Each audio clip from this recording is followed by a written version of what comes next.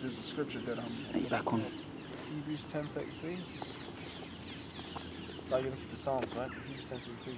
Partly whilst you were made a gazing stock by both reproaches and afflictions. Yeah, you could get that. You could get that. Shall I read it out? Yeah, you could get that. Right. Hebrews 10:33. Partly while you were made a gazing stock. I'd say we just go with that because I can't think about that other precept in the book of Psalms. Let me start from verse 32. It's good. Go. Right. Hebrews 10:32. But call to remembrance the former days in which after you were illuminated, ye endured a great flight of afflictions. Yeah, because that happens at times. You get into fights with people and all of that stuff, man. That's happened to us, man. The best of us. We've all went there. We've all went carnal ways with people. We've said things that we shouldn't have said, and it just got heated. And then we got arrested, some of us, man, you know? Hey, we know about that. One of the ones of you brothers out there, you know what that's all about. So that happened. But that's because we're different. We're different from the world, and people can see that you're different because you're bearing another image of something else rather than bearing the image of the world. You're different. You stick out. Now you're a target, basically. So that's what we got to do, man. Go on, brother. It's lucky. Something just came to my remembrance. A brief testimony. Back in, I think, was it 2009? Yeah, 2009, before I was really skilled in studying the truth. You know, I believed in the Most High, but back then I didn't know this truth.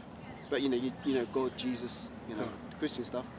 Now I was in the world back then, and I remember I was doing a art class, and on the lunch break there was me and a girl in the class. We were walking down the road to the shop to get some lunch. And when we were walking down the road, we were just talking. And this is the first day I met this girl, and we were just talking. And I took my bag off as we were walking to take something out my bag. And she goes, "Oh, are you going to pull out a Bible?" And I was like, "What? Why would you think that I would bring out a Bible? Because this is before I knew the truth." You know?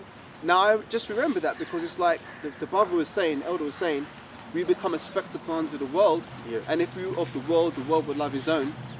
There was something in this girl's spirit that said to her, "Look, man, this guy's different." Something's different about this guy, So out of the blue she says, "Oh, are you going to pull out a Bible?" And it's not like I was even talking about like spiritual things or deep judgments. She just said that out of her own mouth. So that just came to my remembrance. Yeah, because people can see it, man. People can see what you don't see. But people are seeing you from a subconscious perspective, not necessarily from a conscious perspective, because they don't notice it consciously, but subconsciously they know it. They know that something's off. Yeah. You know, with you and comparing you to the world. Go on, brother. That's all I had on that, but let me read the script, the precept again. Hebrews 10:32. But call to remembrance the former days in which after you were illuminated, ye endured a great fight of afflictions. Partly whilst you were made a gazing stock by both reproaches. And that's where you get the term Illuminati from the word illuminated. Because we've been illuminated, meaning we have the light. We have the true, genuine light. That's why it says in Isaiah 60, "Arise and shine, for thy light is come." What is that light talking about? The light is talking about the men which will provide you with the truth. All right? And now we're bearing the light, providing other men of the elect, potentially bringing them the light. Go on, brother.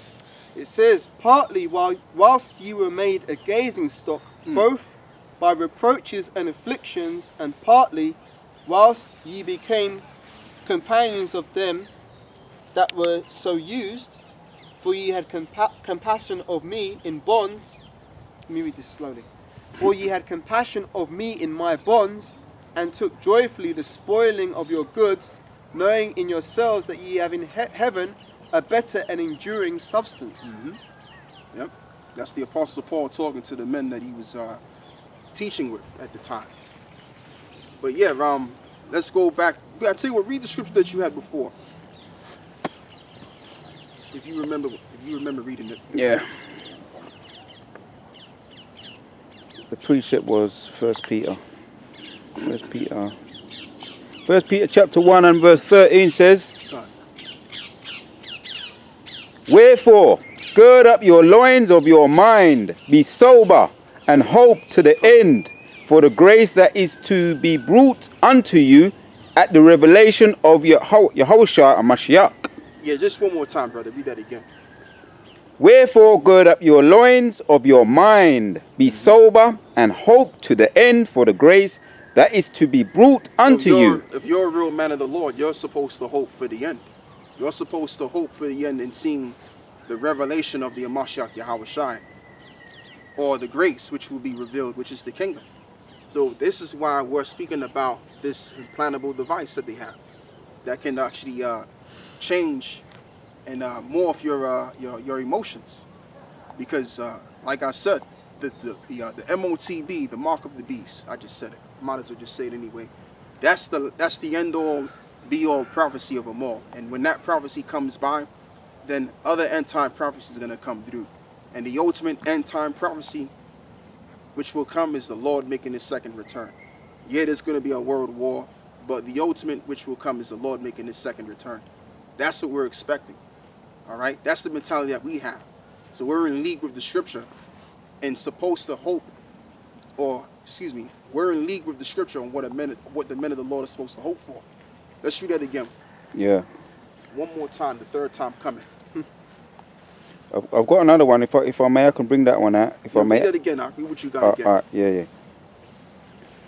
Wherefore, gird up your loins of your mind, be sober, and hope to the end for the grace that is to be brought unto you at the revelation of Yahweh Shai and Mashiach. Yep. As obedient children, not fashioning yourselves according to the former lust in your ignorance. Yes. So in other words, we're no longer supposed to remember how we were back in the world, putting back that old man.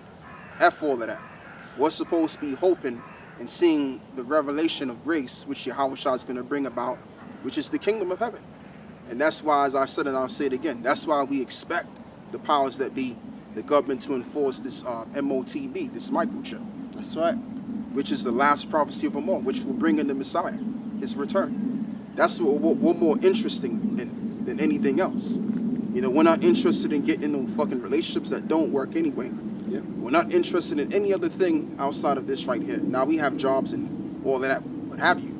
But our main interest is this. Because this is what's going to change the world for the worse, and also is going to make it best for us. Because another world is coming after, which we will dominate and rule. And that, eventually, we will be liberated from, man. Okay? So that's what our hope is, the coming of the Messiah. The only thing that makes all of the sense in the world. And that's why Esau will unleash this technology on the people and make it mandatory. Now, Yep. We don't know. It could be next year or it could be 2023. But we just have to wait and see. We're expecting that. We're concentratedly expecting that. Go on, brother. This is Joel 38. You're going to see why I'm reading this one as well.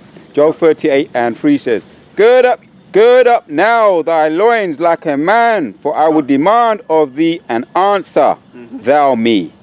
Where hast thou when I laid the foundation of the earth? Declare if thou hast understanding. God, exactly. So what's supposed Similar to be thing, like you just read originally, the other scripture, gird up your minds and prepare, meaning get yourself ready.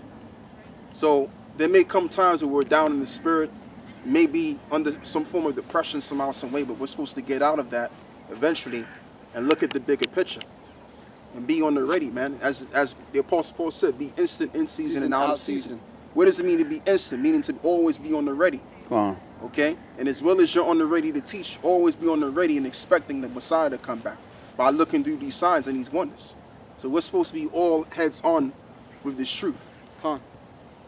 That's all I got to say on that. You're going, brother. I'm just going to get a precept here.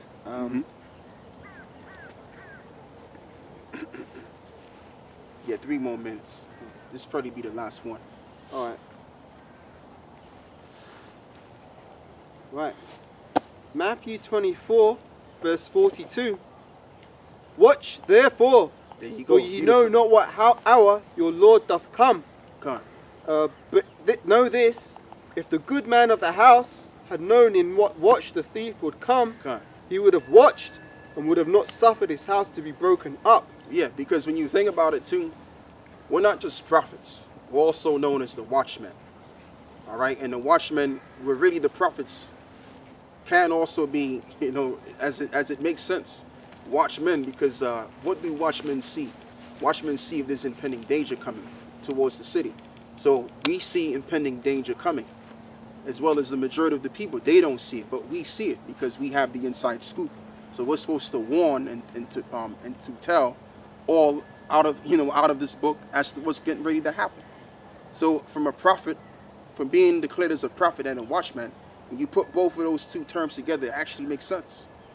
So we're supposed to stand on our watch and look for the bad times to come, and warn for the bad times to come as well as. So, in other words, we have to be vigilant. That's right. Okay. We can't duck our head in the sand no longer. We have to pluck our heads out of the sand and look what's going on around you. Go on now. It says, but know this, no. Therefore, be ye also ready, for in such an hour as ye think not, the Son of Man cometh. And also be ready. Look. You know not. Photograph. Wave to him. Oh, that's him right there. Okay. No, that's someone taking a photograph. Oh yeah, right. Yeah, that lady. You was talking about people watching us lately. Yeah. We've become a spectacle unto the world. But that's prophecy. Yeah. So there you go, man. So that's all we gotta say with that. I want to give all of the praise and the glory to the Most High and the Son. Yahweh, Ba'ashem, Yahushai, Ba'ashem, Ba'akadash. And Wa'abad Babal. Babal. Call Allah Palayim, La Yahweh Ba'ashem Yahushai. Shalom. Shalom.